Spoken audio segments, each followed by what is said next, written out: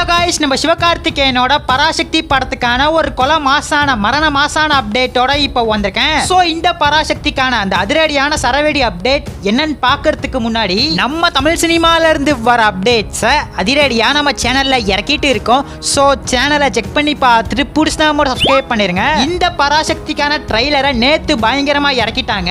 இந்த பராசக்தி எப்படிப்பட்ட ஒரு படமா இருக்க போகுதுன்னு ட்ரைலர்லயே காமிச்சிட்டாங்க. படமும் ட்ரைலர் மாதிரி தான் இருக்க போகுது. நான் லீனியரா ஸ்கிரீன் பிளே இருக்க போது ட்ரைலரோட ஸ்டார்டிங்லயே நம்ம எஸ்கேவும் ரவி மோகனும் சண்டை போட்டுக்கிறாங்க.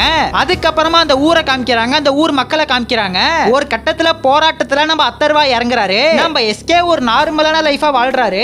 ஒரு கட்டத்துல நம்ம எஸ்கேவும் அந்த போராட்டத்துல ஈடுபடுறாரு. ஏற்கனவே படத்துக்கான ப்ரொடியூசர் ஆகாஷ் பாஸ்கரன் ஒரு விஷயத்தை சொல்லியிருக்காரு. இந்த பராசக்திக்கான இன்டர்வல் சீக்வன்ஸ் தான் எனக்கு ரொம்ப பிடிச்ச சீன் சொல்லியிருக்காரு. சோ நம்ம எஸ்கேக்கான ஒரு பாஷாவா இந்த இன்டர்வல் சீன் அமைஞ்சிருக்கு. தன்னோட தம்பி அதாவது அத்தர்வா அந்த போராட்டத்துல இறந்து போயிடுறாரு. சோ அத்தர்வா இறந்ததுக்கு அப்புறம் நம்ம எஸ்கே உள்ள வராரு. அந்த போராட்டத்தை டோட்டலாவே இவரு எடுத்து செய்யறாரு.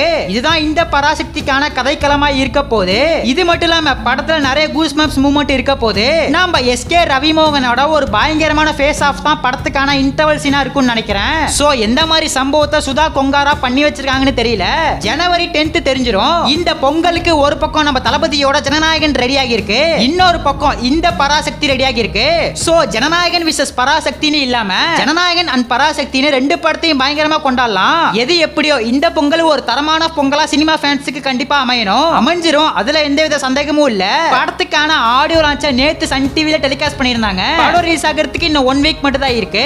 சோ இந்த 5 days கேப்ல படத்துக்கான ப்ரோமோவை இறக்க போறதா அப்டேட் வந்திருக்கு. சோ டெய்லி ஒரு ப்ரோமோவை கொலமாசா இறக்க போறாங்க. இந்த பராசக்திக்கான அட்வான்ஸ் புக்கிங்க ரொம்ப கூடிய சீக்கிரம் ஓபன் பண்ண போறாங்க. அதாவது நாளைக்கு இல்ல நாளானைக்கு இந்த பராசக்திக்கான ஃபுல் ஃப்ளெஜ்டு புக்கிங்ஸா ஓபன் பண்ண போறாங்கன்னு அப்டேட் வந்திருக்கு. சோ காத்திருந்து பாப்போம். நீங்க இந்த பொங்கலுக்கு எந்த படத்துக்கு போக போறீங்க? ஜனநாயகன்னா ஒயிட் கலர் ஆட்ட ஒரே ஒரு கமெண்ட் பண்ணிருங்க. பராசக்தினா ரெட் கலர் ஆட்ட ஒரே ஒரு கமெண்ட் பண்ணிட்டு அப்படியே மறக்காம நம்ம சேனல் சப்ஸ்கிரைப் பண்ணிருங்க.